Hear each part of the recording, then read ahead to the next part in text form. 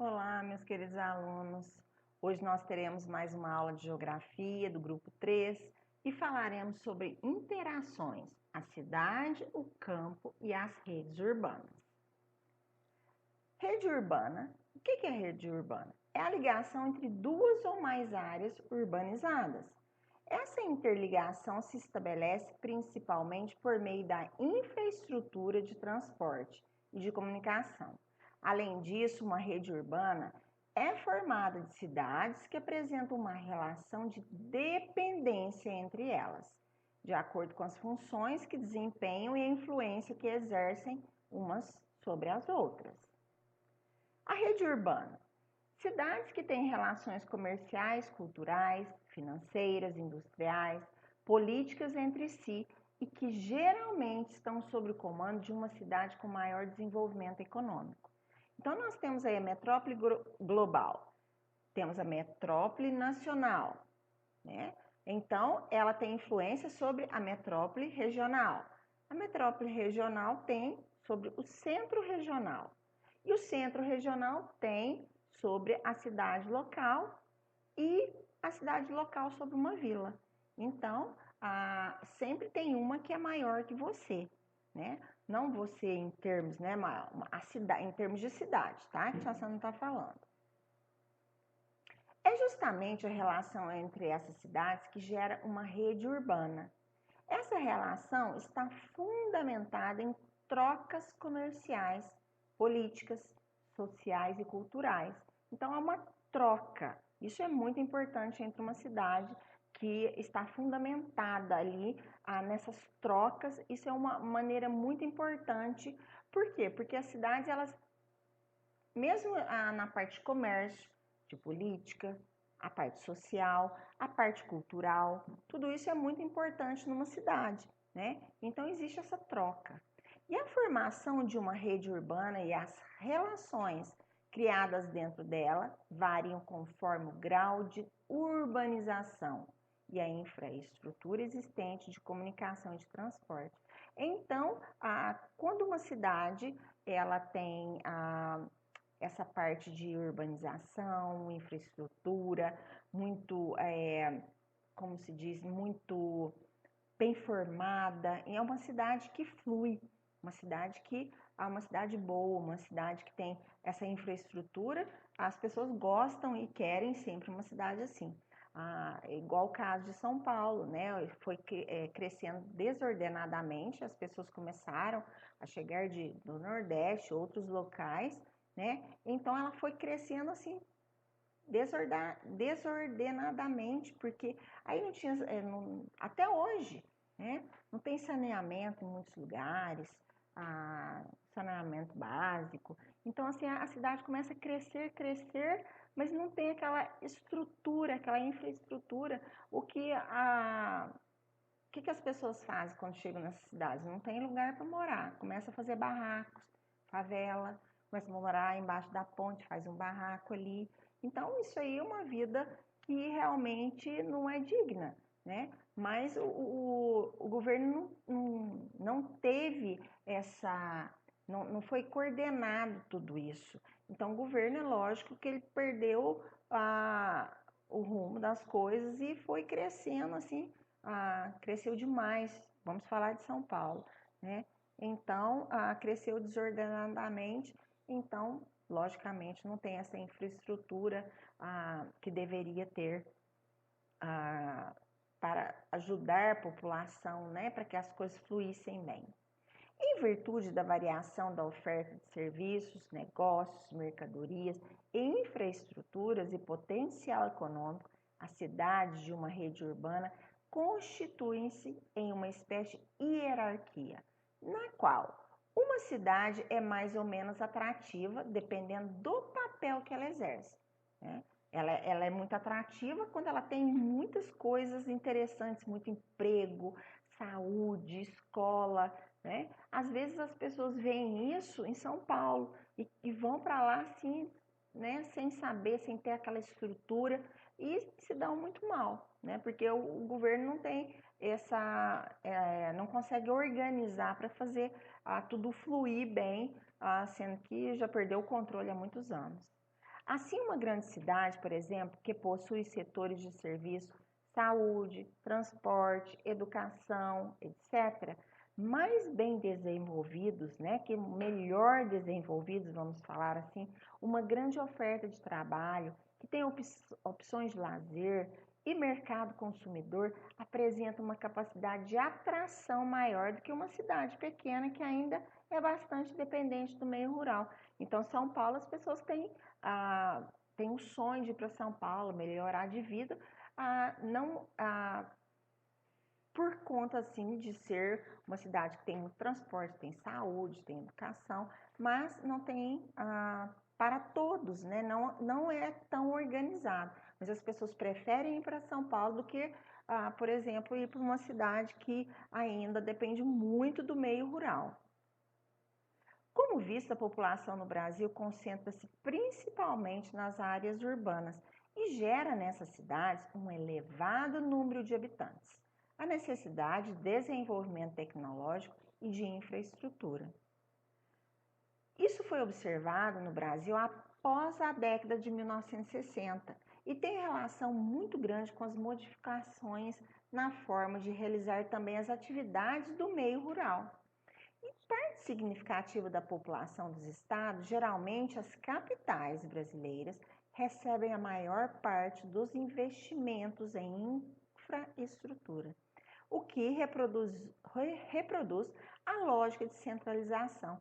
Então, essas cidades maiores, lógico, que recebem recursos do governo, recebem mais recursos, mais dinheiro para a infraestrutura. Mas como as cidades são tão grandes, tem tanto que fazer, às vezes o dinheiro não é o suficiente, né, para organizar toda a cidade com infraestrutura, com esses investimentos que o governo manda.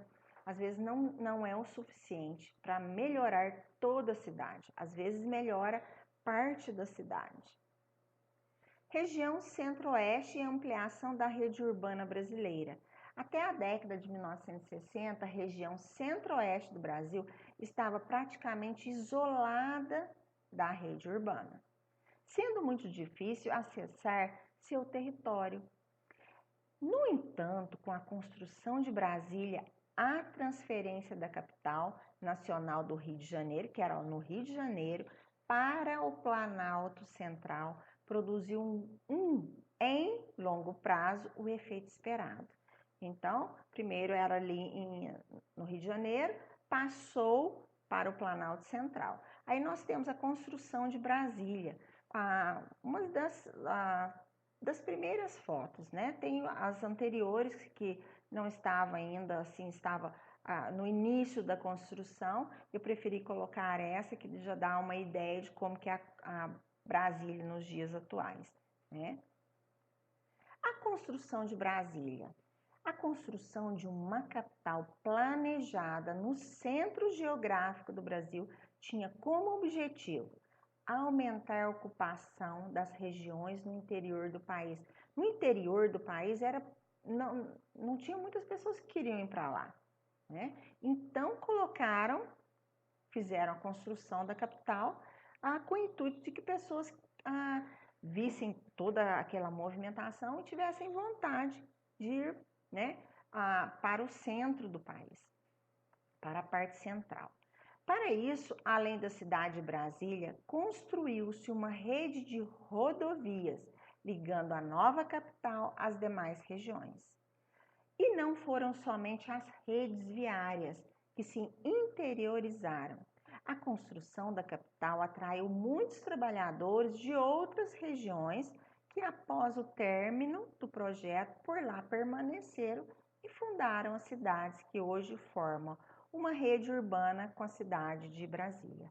Pessoas que foram contratadas de outras regiões, né, para construir Brasília, gostaram e ficaram por lá, né? Estabeleceram-se ali naquela região. Então, aquelas cidades em torno ali de Brasília, muitas pessoas, as famílias vieram, né, para morar ali perto de Brasília e ficaram, gostaram e ficaram. Facilitaram a interiorização da rede urbana brasileira, remarcando a fronteira agrícola. Até meados do século XX, as principais atividades agrícolas estavam centradas na produção de café e açúcar. Eram as duas coisas que tinha no Brasil em termos agrícola, né? Plantação de café e também da cana-de-açúcar. Nas regiões sudeste e nordeste do país. E a partir da década de 1960, com a intensa mecanização da produção agrícola e a abertura de estradas, o Brasil ampliou sua produção de soja também.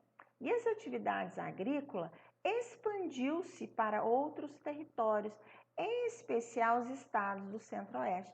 Então teve aquela melhoria, né? As estradas, a abertura de estradas que ligavam para Brasília, né? Então isso aí melhorou bastante o Centro-Oeste, né? E as pessoas começaram, lógico, a mudar para lá também, que viram uma possibilidade de uma melhoria, né? Em termos de cidade e de vida, né? Consequências da construção de Brasília. Nem tudo foi maravilha, né? Quando se constrói alguma coisa, se gasta muito dinheiro.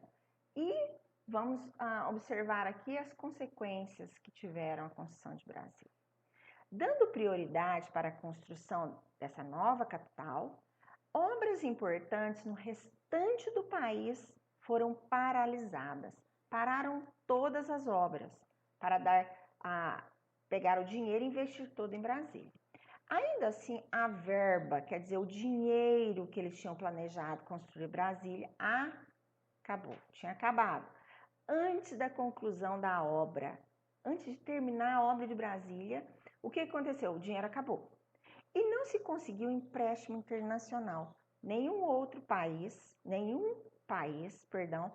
quis emprestar o dinheiro para o Brasil, para finalizar a obra de Brasília. Em consequência desses gastos desenfreados, que gastaram muito dinheiro, a inflação disparou nas décadas seguintes e a população brasileira empobreceu. Então, a construção de Brasília, né, que devia ser aquele marco importante, teve também uma consequência grande para o Brasil. A desigualdade do processo de urbanização no Brasil reflete a desigualdade da ocupação no espaço, no território. Então, há uma desigualdade muito grande, né, em qualquer lugar do mundo. No Brasil parece que é mais ainda acentuado isso. A infraestrutura de bem-estar social está limitada aos grandes centros urbanos, o que resulta em enorme deficiência no atendimento às necessidades básicas da população. E agrava ainda mais a situação nas cidades, pois as pessoas saem de seus locais de origem em direção às grandes cidades para buscarem acesso à educação, à saúde, trabalho, à infraestrutura, hospitais. Então, as pessoas saem de outros locais, a tia Sandra sempre está mencionando aqui São Paulo, porque acontece muito isso em São Paulo. Saem dos seus lugares de origem e vão para São Paulo. Não tem essa infraestrutura, a cidade não cresceu pensando nisso, né? Então não foi montada aquela infraestrutura para receber tanta gente ao mesmo tempo. Foi assim, parece que todo mundo pensou em mudar para São Paulo. Então foi assim desenfreado, foi uma coisa assim muito rápida. Então não conseguiram organizar para que tudo fluísse muito bem. Hoje nós temos as páginas 210 e 211 que nós faremos, a tia Sandra fará com vocês, né? E eu quero também colocar o para casa para que vocês possam fazer. É 217, 218, 219. Pouca coisa, é número de páginas, mas é pouca coisa para ser feita. Tia Sandra quer que vocês façam bem feito e enviem para a tia Sandra, tá bem? Tia Sandra quer que vocês façam as atividades. Tem crianças que não têm enviado as atividades, têm chegado sem anexo nenhum, né, para correção. Então, vocês têm que ver se o anexo né, foi enviado, se foi tudo enviado certinho, porque tudo isso é importante para o seu aprendizado, certo? Lembre-se de capricho, a atenção, a leitura, façam leitura do que foi ensinado em sala de aula, na nossa sala de aula online, ok? Amo vocês, beijos!